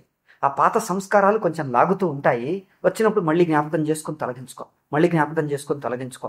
అట్లా చేస్తూ ఉంటే నీ మనస్సులోనే నీకు భగవంతుడు వచ్చేశాడు. అన్నిటికీ కావలసిన వాడు ఆయనే. అన్ని విషయాల్లో, అన్ని సందర్భాల్లో ఆయన ఇంత దగ్గరగా ఉండగా ఇంకా వేరేది ఎందుకో? ఏదున్నా లేకున్నా నడుస్తుంది మనకు. ఇది ఒక్కటి ఉంటే చాలు. మిగిలినవి ఏది ఎప్పుడు ఎక్కడున్నా ఆ సందర్భానికి ఏదో రకంగా చేస్తాం, ఏదో నడిపించేస్తాం. ఇది ఒక్కటి లేకపోతే మిగిలినవి ఎన్నున్నా దుఃఖమే. అవునా? ఎన్నున్నా దుఃఖమే. టైం పెడతాడు చాలు. అవునా? అందుకే నేను చెప్పాను, ఏది చేసినా మనస్ఫూర్తిగా చెయ్యు. నువ్వు చేస్తున్నది అక్కడ పక్కకు చూసి ఇంతమందిలో కనిపిస్తానంటే అక్కర్లే, నీ కోసమే ప్రత్యేకంగా కూర్చుంటాడు. సూర్దాసు గురించి చెప్తాడు. సూర్దాసు కళ్ళు పీకేసుకున్నాడు, ఈ ప్రపంచాన్ని నేను చూడను అని. అయితే తానక్కడ ఉజ్జయినిలో ఒకటి ఉన్నది. ఉజ్జయిని ఊరికి బయట టౌన్, అది ఉజ్జయిని జిల్లా హెడ్ క్వార్టర్. దానికి ఊరి బయట పోతే అక్కడ కొన్ని చూపిస్తారు. గోరఖనాథ్ చేసినటువంటి గుహలు ఉన్నాయి, అటు సూర్దాసువి అక్కడ ఉన్నాయి, వల్లభాచార్య కొన్ని చూపిస్తుంటారు. అక్కడ పోతే ఇక్కడే సూర్దాస్ ఇక్కడ ఉన్నారు, ఇది సాందీపని ఇక్కడే చెప్పాడు విద్య అంటుంటారు. మరి కావచ్చు ఏమో. అయితే కృష్ణుడికి చెప్పింది. అక్కడ అతను పోయి నదికి పోయి స్నానం చేస్తూ ఉంటే గుడ్డివాడు నడవలేకపోతే కష్టపడి ఎక్కడో దారి తప్పి ఎవరినన్నా అడిగితే కృష్ణుడు వచ్చి చేయి పట్టుకొని తీసుకెళ్లేవాడు. చిన్న గుడిసెలో కూర్చొని కృష్ణ భజన చేస్తుంటే, కీర్తన పాడుతూ ఉంటే అక్కడ కూర్చొని వినేవాడు. ఎట్లా అంటే ఎవరో వచ్చి చూస్తే కనిపించేది, అయ్యో ఈ వచ్చి తీసుకుపోతున్నాడేని, తీసుకుపోతున్నాడు, ఆయనకి ఎవరో తెలియదు, ఆయన వచ్చి తీసుకెళ్తున్నాడు. అట్లా మిగతా వాళ్ళు చూసి ఆశ్చర్యపోయారు, ఇదేంటి అంటే నువ్వు పూర్తిగా నమ్ముకో, పాపం నీకంటే తహతహలాడుతున్నది భగవంతుడే. అయ్యో భక్తుడు సంసారంలో మునిగి అవి కావాలి ఇది కావాలి అందులో మునిగున్నాడే, ఒక్కసారన్నా ఇటు తిరుగుతాడా, నా దిక్కు చూస్తాడా, వాడిని అనుగ్రహిస్తానని భగవంతుడే వేచి ఉన్నాడట. కోటి కోటి కోటి కళ్ళు తెరిచి కాచుకుని కూర్చున్నాడట. వీడు చూడడు. అవునా? వాడు బాలుడు కొంచెం పెద్దవాడైతే, చిన్నవాడైతే ఎప్పుడు అమ్మ దగ్గర ఉంటాడు, కొంచెం పెద్దవాడైతే ఆటకు పోతాడు. అరే వేళైంది భోజనానికి రా అంటే వాడు ఇంకా ఆటాడుతూనే ఉంటాడు. అమ్మ పాపం వాడి కోసం ఎదురు చూస్తుంది. అయ్యో అప్పటి నుంచి వాడు తినేలేదే, వాడు ఇంకా ఆటలో మునిగిపోయి ఆకలి మర్చిపోయాడు, వాడి కోసం ఈమె ఎదురు చూస్తుంది పాపం. చూడండి. అయితే అప్పుడు ఎప్పటికో అరగంటనో గంట అయిన తర్వాత అమ్మ ఆకలి ఆకలి అన్నాడు. మరి ఇంత ఆలస్యం ఎందుకు చేయాలి, నేను అప్పుడే పిలిచాను అని ఆయనకు కసరుకోదు. సరే రా అని పెడతాడు. అట్లాగే ఈ భక్తుడు ఈ సంసారం నుంచి ఎప్పుడు అలసిపోయి, వీడికి ఆట ఆకర్షణ ఎక్కువైపోయింది ప్రపంచం, ఎప్పుడు ఈ ఆట ముగించి భగవంతుడి దిక్కు తిరుగుతాడా, ఎప్పుడు తిరిగితే నన్ను ఎప్పుడు పిలుస్తాడా అని భగవంతుడు తహతహలాడుతూ ఎదురు చూస్తుంటాడట. భక్తులను అడుగు. భక్తుడు భగవంతుడిని సామాన్య మనిషిలా చూడకయ్యా, ఒక తల్లి హృదయంలా చూడు. నీకోసం ఎంత తహతహలాడుతుంటాడు. సంసారంలో మునిగి మునిగి నలిగిపోతున్నాడే. మనకంటే ఎక్కువ భగవంతుడే మనల్ని ప్రేమిస్తాడు. మనకంటే ఎక్కువ భగవంతుడే మన భక్తుడు. మనం ఎట్లా ప్రేమించాలో మనకు ఆయన్ని చూసి నేర్చుకోవాలి. భక్తుడిని ఎట్లా భగవంతుడు ఎంత ప్రేమిస్తాడంటే, భగవంతుడిని ఎట్లా ప్రేమించాలో మనం భగవంతుడి హృదయాన్నే ధ్యానం చేస్తే మనకు అర్థమవుతుంది. భగవంతుడి హృదయం చూడు, ఎంతటి దయ, ఎంతటి దయ. అయ్యో కోటి కోటి కోటి సముద్రాలు అంత నిండిన దయ. ఎంతటి దయ. మనిషి ఎంత చులకం చేసినా, భగవంతుడిని మర్చిపోయినా, ఏ పూజ చెయ్యకున్నా, ఏ దానాలు ధర్మాలు ఏమి చెయ్యకున్నా, ఎన్ని తపస్సులు చెయ్యకున్నా, అందరి మీద కసురుకున్నా ఇంకా పాపం ఆయనకు దయ. అయ్యో వీడు మాత్రం ఎక్కువ పాపాలు చేసుకుంటున్నాడే, ఎక్కువ పాపం చేసి ఎక్కువ దుఃఖాల పాలవుతున్నాడే, ఎప్పుడు అవి మానేస్తాడా, ఎప్పుడు మనస్సు తిరుగుతుందా, ఎప్పుడు నా దిక్కు తిరుగుతాడా అని ఎదురు చూస్తాడు. అటువంటి భగవంతుడిని మర్చిపోతున్నామంటే ఇంకా ప్రపంచంలో మనకి ఇంకెవరున్నారు? ఎటువంటి వాడు తప్ప. అందుకే ముందు ఆయన హృదయాన్ని తెలుసుకో. ఆయన హృదయాన్ని తెలుసుకుంటే అబ్బా నాకు జీవితంలో నిజంగా కావలసిన తోడు దొరికాడు, ఇంకెవరు నాకు అక్కర్లే. మిగతా వాళ్ళు ఉన్నా ఆయన పంపించిన వాళ్లే. ఎవరన్నా ప్రేమగా పలకరిస్తే వీళ్ళ ప్రేమలో భగవంతుడి ప్రేమనే చూడు. వీళ్ళు కొద్దిసేపు ప్రేమ చూపించి మూడ్ ఆఫ్ అయిపోయి ద్వేషం చూపిస్తే ఇది మాత్రం భగవంతుడిది కాదు, పక్కకు పెట్టేసే. వాళ్ళు ఎంత ప్రేమ చూపిస్తారో అది మాత్రం భగవంతుడే వీళ్ళ రూపకంగా వచ్చి ప్రకటించాడు.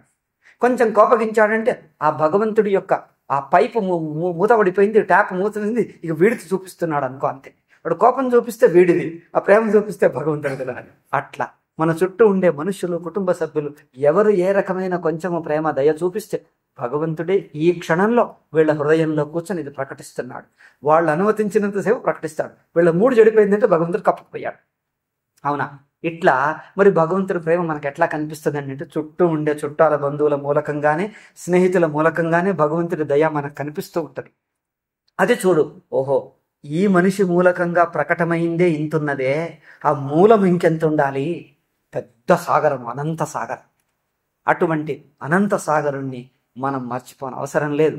ఎంతెంత జ్ఞాపకం చేసుకుంటే అంత మంచిది. మరి మర్చిపోయి మళ్ళీ సంసార దుఃఖంలోకి వస్తే దానికి విరుగుడేమిటి? మళ్ళీ జ్ఞాపకం చేసుకో. మళ్ళీ జారిపోతే విరుగుడేమిటి? జ్ఞాపకం చేసుకోవటం ఒక్కటే. జారిపోయిన దానికి చింతించకు, జ్ఞాపకం చేసుకో, అంతే చాలు. మళ్ళీ మళ్ళీ మళ్ళీ మళ్ళీ జ్ఞాపకం చేసుకో. ప్రేమను జ్ఞాపకం చేసుకోవటం అంటే ఎవరికైనా చేదా, కష్టమా? ఎందుకు? ఇంకా ఎందుకు?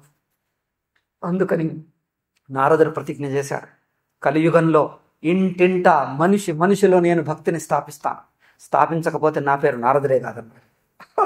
మీరు చూసారా పురాణంలో? ఇంటింట అందరి నోట నేను భగవంతుడి నామస్మరణ, భగవంతుడి భక్తిని స్థాపిస్తాను.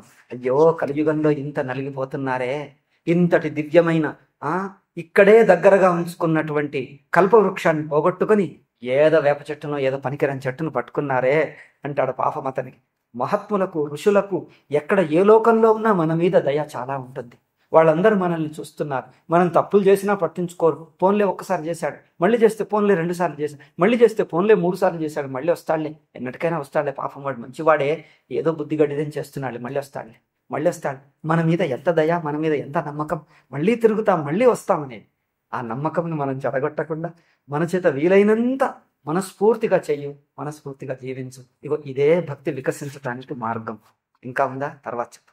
తర్వాత మీకు ఈరోజు అయిపోయింది, నేను రేపు వెళ్తున్నాను, మళ్ళీ ఎప్పుడో వస్తానులే, మళ్ళీ వచ్చినప్పుడు చూద్దాం. ఓం శాంతి శాంతి శాంతి. హరి ఓం శ్రీ గురుభ్యో నమ.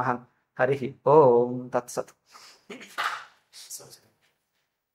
అయ్యో, ఇదంతా ఎందుకండి? నారాయణ నారాయణ, నేను ఇవన్నీ తీసుకోకపోతున్నా. సన్యాసికి డబ్బిస్తే పాపం వస్తారు తెలుసా? ఎవరు ఇవ్వకూడదు. ఓ నారాయణ నారాయణ, మీరంతా ఏం చేయండి, కొన్ని పిల్లలకు ప్రసాదం ఇచ్చాను. అవునా? రండి. నమస్కారం. సరిపోతుందా అందరికి? చాక్ చేసిస్తాను. చాకుంది ఇవ్వండి, అప్పటి వరకు ఇస్తాం. రండి తీసుకో. ఓ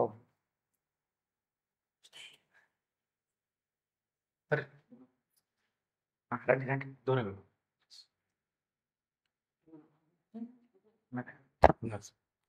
ఎందరికి వస్తే అందరికి అంతే. దూరేసుకో.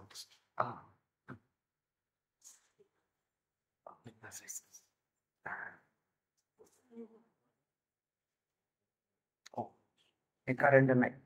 ఎవరు ఉన్నారు? రండి రండి అమ్మగారు.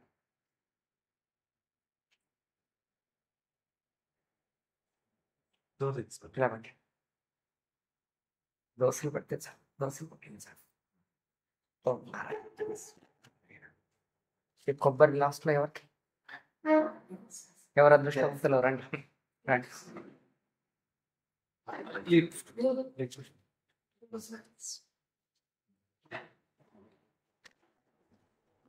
ఇవన్నీ ఉన్నాయా? ఇవన్నీ ఎవరికి? సార్ మీరు